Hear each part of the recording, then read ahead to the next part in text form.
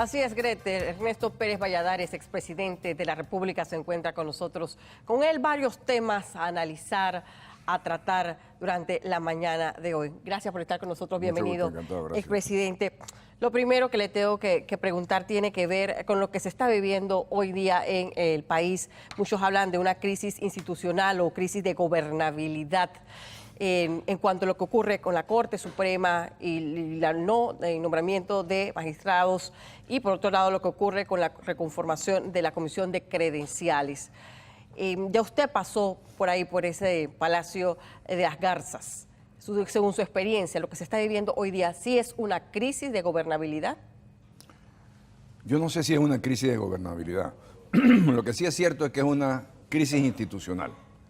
Es decir, yo creo que lo que está sucediendo hoy en día muestra claramente que nuestras instituciones fundamentales de la democracia, llámese la Asamblea, la Corte, el Ejecutivo, el Ministerio Público, han hecho crisis. Nosotros tenemos que retomar y refundar esas instituciones para delimitar claramente las funciones de cada cual.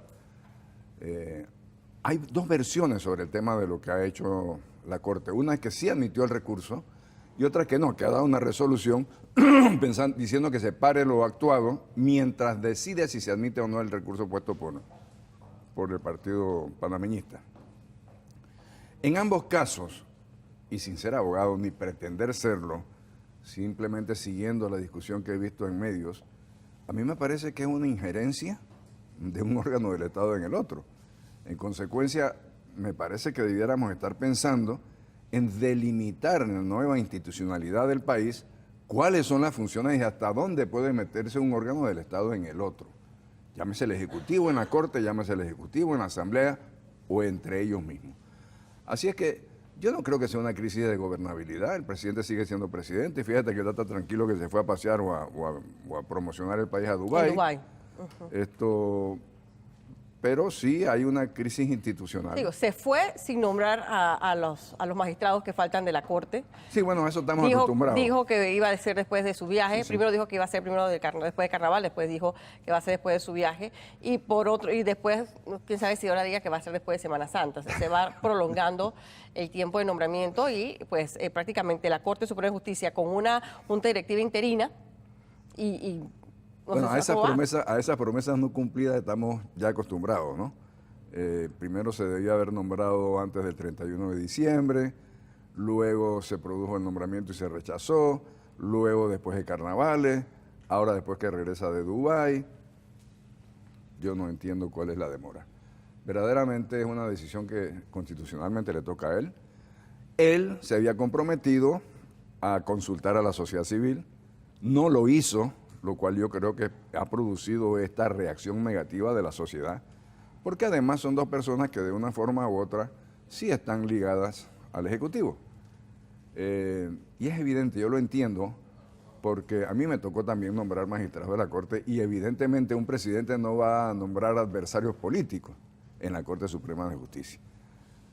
Vuelvo a reiterarte. No adversarios, pero quizás que sí puedan cumplir con mayor independencia. Sí, no, mira, yo creo que nosotros tenemos que cambiar la forma como se nombran, ¿no? A mí me parece que debe ser, el presidente no tiene por qué inmiscuirse en eso, no debe ser nombramientos del Ejecutivo, debe ser un mecanismo mediante el cual se promueva desde adentro de la propia órgano judicial el ascenso de los jueces y los magistrados hasta que puedan llegar a la Corte. Que sea un tema interno, o sea, nosotros tenemos que darle la total independencia a la Corte y nombrándolos o haciendo que el Ejecutivo los nombre, evidentemente hay condicionalidades que no crean una independencia total. Lo malo con eso es que ahora mismo sabemos que hay muchas denuncias de corrupción a lo interno de la Corte. ¿Cómo impedir con esa vía o del órgano judicial que personas señaladas por corrupción, llámese jueces u otros cargos, vayan subiendo y escalando hasta llegar a posiciones como magistrados? Bueno, yo creo que existen mecanismos internos para asegurarse que eso no suceda. Pero además déjeme decirle algo. Dentro de lo que yo creo que deben ser cambios, es que tanto los magistrados de la Corte como los diputados, antes de ser magistrados o diputados, son ciudadanos. Y en consecuencia deben ser tratados frente a la ley como cualquier otro ciudadano. No hay por qué tener estos fueros y estos privilegios que la Corte juzga al diputado, que el diputado juzga a los magistrados. Sí. Esto tiene que acabarse. Sí. Nosotros no podemos venir y seguir con esa institucionalidad que nos ha fracasado, que ya sé que pudo haber sido correcta en su momento, pero ya no es correcta. Presidente, hablemos ahora de lo que está pasando a lo interno de la Asamblea Nacional de Diputados. Pedro Miguel González lidera esta propuesta para reconformar, desmantelar, dicen muchos, la Comisión de Credenciales. Lo logra con los votos tanto de Cambio Democrático y, por supuesto, de su bancada del PRD. Y logra entonces poder hacer un tipo de remoción de los que están y poder llegar a designar nuevas personas, algo que está, no se sabe si frenado, todavía suspendido por esto de la Corte Suprema, que también está en veremos. Sin embargo, muchos han criticado que esto no se hace más que con el fin de ese juego de poderes, de quién mantiene el poder de este órgano y así que con ese poder quizás chantajear o presionar al Ejecutivo. ¿Usted lo ve de esa manera? Yo lo veo de esa manera, pero mire, lo primero que tenemos que admitir es que los congresos, llámense asamblea, llámense como se llamen, los congresos en todos lados del mundo son un foro de debate político. Es decir, es justamente allí donde se producen los intercambios y las presiones y los tomas de la política electorera. En consecuencia, no es algo inaudito que haya ese tipo de situaciones en la asamblea y entre los diputados. ¿Por qué se da en este momento? Porque cambiaron las situaciones políticas. Es decir, ya ahora... El escenario, dice usted. Claro, el escenario político. Ya ahora no hay el contubernio, el entendimiento, como tú lo quieras llamar, que hubo entre los partidos de oposición y el gobierno. Y siendo eso así, que ha cambiado a partir de julio del año pasado, que se dio esta elección de las comisiones, ahora se disputan en otro sentido las comisiones de presupuesto, la comisión de credenciales, etcétera.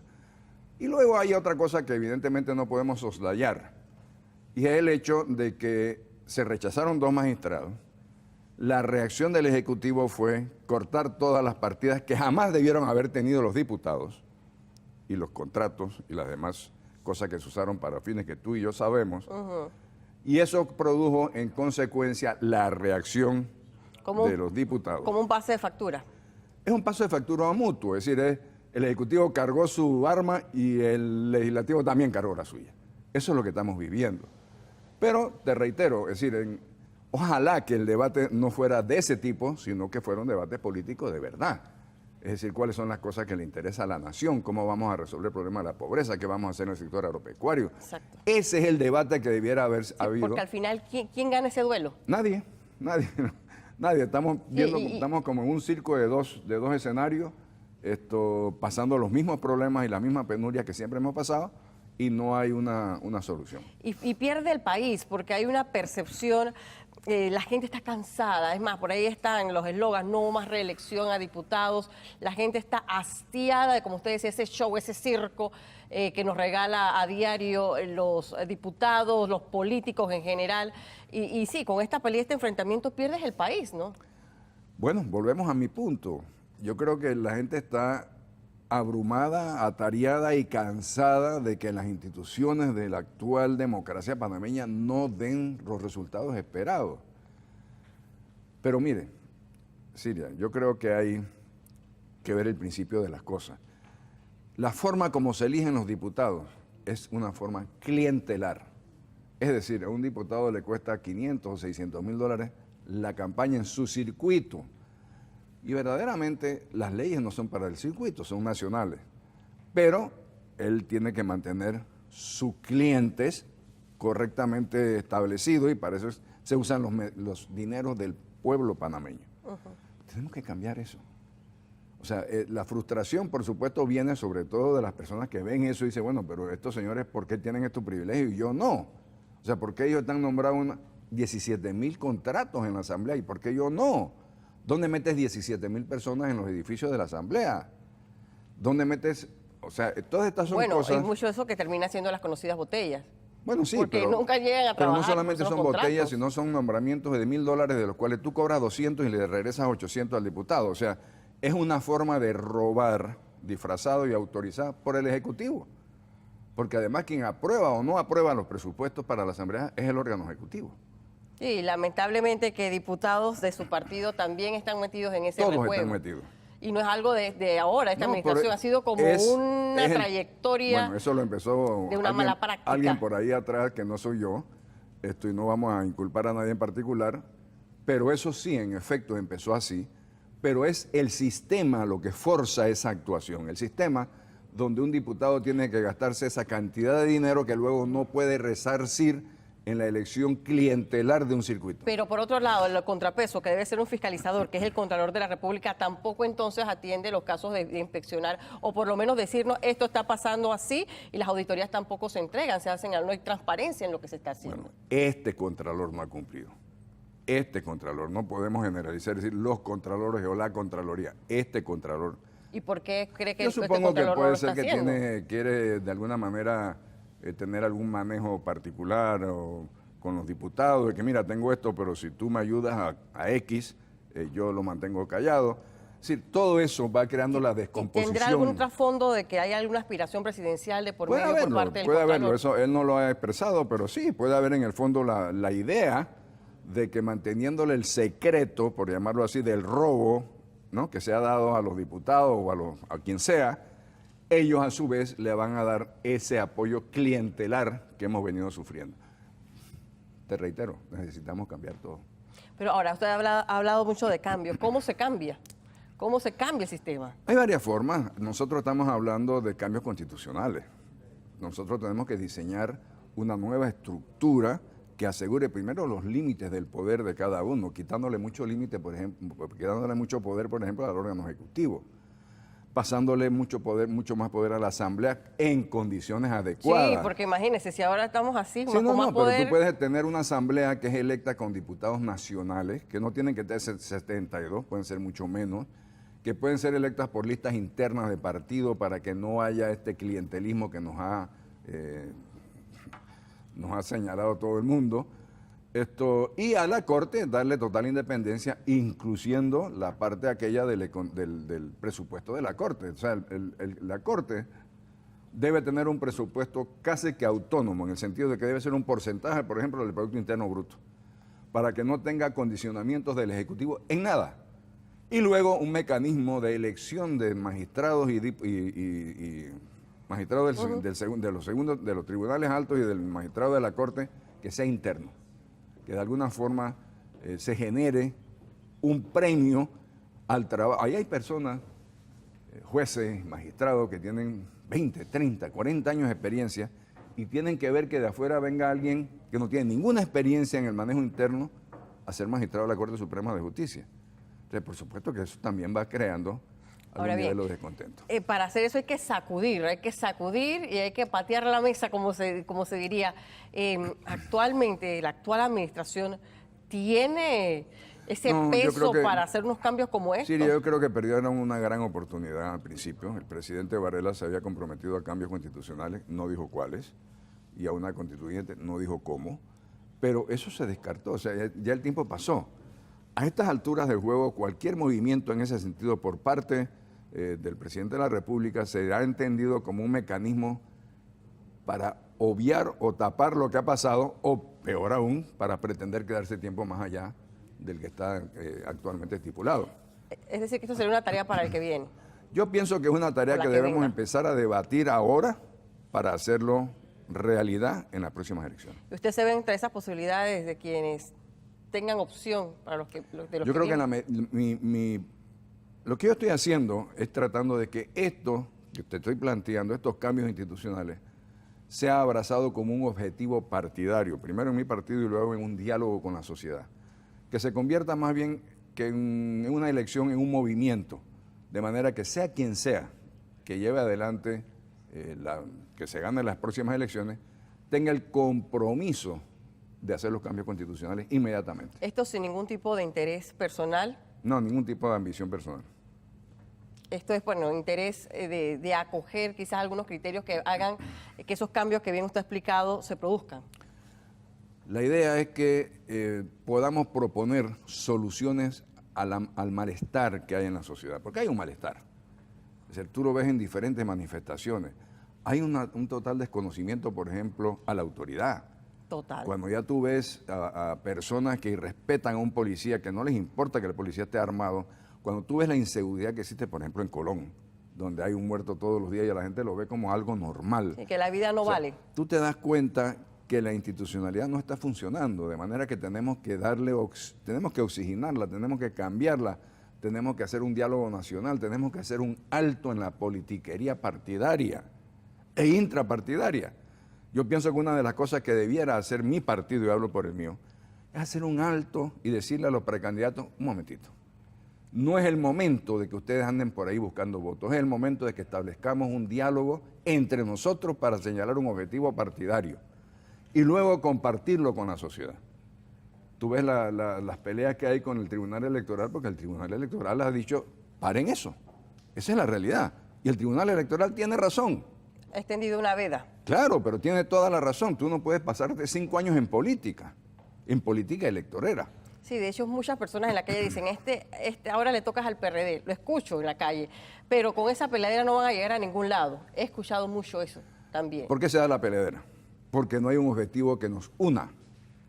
Primero tenemos que entre todos determinar un objetivo que sea aceptado para nosotros y para la sociedad. Y en función de eso, entonces lograr la unidad del partido. Hablemos ahora de economía, expresidente. Hay crecimiento, pero también está aumentando el desempleo. ¿Cómo se explica que pueda estar ocurriendo esto en nuestro país? Lo primero que tenemos que señalar es que el crecimiento no es parejo. El crecimiento en en diferentes sectores es diferente, pues, por llamarlo por la redundancia. Es decir, lo que está sucediendo, por ejemplo, en el sector ligado al exterior, Canal, la zona libre, no es lo mismo que está sucediendo en la industria de la construcción. Ni esos dos son lo mismo que ha sucedido en el sector agropecuario. En consecuencia, si tú bajas los niveles de crecimiento global, macroeconómicos, va a haber aumento en desempleo, sobre todo en los sectores que están deprimidos o que no están creciendo con esa velocidad. Esos son fenómenos económicos que el gobierno debiera poder paliar de una forma u otra. La industria de la construcción toda su vida ha sido cíclica. Usualmente tiende a disparar más allá de lo que la gente necesita, entonces se aguanta y se crea una necesidad y vuelve a dispararse. Eso ha sido así en todos lados del mundo. Muchos dicen que tiene que ver también que no hay esa mano calificada en nuestro país, que no se ha invertido lo suficiente para formar adecuadamente a nuestro recurso humano. Y es como una cadena, no un ciclo. Totalmente cierto. Yo estaba viendo recientemente una experiencia que está por ahí, te lo voy a recomendar en YouTube para que lo veas, de lo que se hizo en Singapur. En Singapur, en el año 65, era un país quizás de los más pobres del mundo y hoy es una potencia económica. ¿Qué hicieron? Invertir grandemente en educación de calidad. De calidad. Nosotros aquí estamos invirtiendo muchísimo por estudiantes, pero no estamos logrando los productos que queremos. Y luego hay que ser claro, es decir, no todo el mundo nació para ser abogado o para ser médico. No todo el mundo debe poder tener acceso a la universidad, porque lo que hace eso es bajarle los niveles de calidad. Las personas que no tienen o el deseo o las calificaciones para ser un ingeniero, pues pueden ser perfectamente bien un excelente técnico. Tú tienes que orientar a la gente para que vaya a profesiones donde signifiquen una buena remuneración, igual o mejor que la que tendrían siendo universitarios, y que nosotros podamos ofrecérselo a la economía mundial como personas calificadas en el trabajo. Es evidente que si tú tienes inmigrantes de otros países y están desplazando a los panameños, es por esa razón, es porque los panameños no tenemos la educación de calidad necesaria. ¿Se justifica entonces ese tipo de medidas de abrir con paz a extranjeros que están tomando muchos puestos acá? Bueno, yo quisiera más bien que fuéramos muy selectivos en nuestras políticas de inmigración. Yo quisiera más bien que invirtiéramos grandemente, por ejemplo, los recursos del canal en un programa aún generacional para aumentar la calidad y la cantidad de nuestra educación, que nosotros le abramos la puerta a la migración que nosotros necesitamos. Sí, yo no creo que nosotros tenemos que permitir que aquí migren personas de baja calidad educativa a llenarle los puestos que los panameños pueden hacer, exceptuando si los panameños no lo quieren. Pero yo creo que nosotros tenemos que tener una política migratoria que priorice al panameño primero. Nosotros primero, el interés nacional primero, y luego vemos a quién quisiéramos nosotros invitar a que venga a Panamá. Ahora, hablando del canal de Panamá, también está siendo muy cuestionado el hecho de que el actual gobierno, el presidente Juan Carlos Varela, destine dineros de la ampliación del canal para proyectos macros como es el tren que quería hasta Chiriquí y también hasta subsidios, que al final en eso quedan estos dineros que se comprometen en estos proyectos y que al final se demuestran que no sirven para nada, ¿no? Totalmente de acuerdo contigo. Es decir, si tú te pones a ver las cifras globales, el canal estaño da al Estado panameño alrededor de 1.500 millones de dólares. Pero los subsidios, que ni siquiera sabemos en qué se van, son 1.200 millones. Es decir, nos estamos gastando la totalidad prácticamente de los dineros del canal en gasto corriente que no significa mejoría de la calidad de vida del panameño.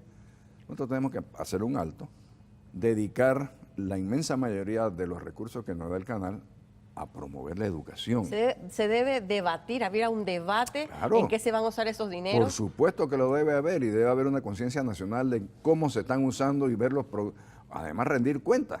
Esto es lo que estamos haciendo, esto es lo que ha producido, esto es la calidad de lo que estamos logrando. Por supuesto que sí, Siria, eso no debe ser... A ver, toquemos el tema del tren. Yo entendí que el tren era un regalo de China. Ahora Bueno, resulta regalo. Ahora resulta que no es un regalo, ¿verdad?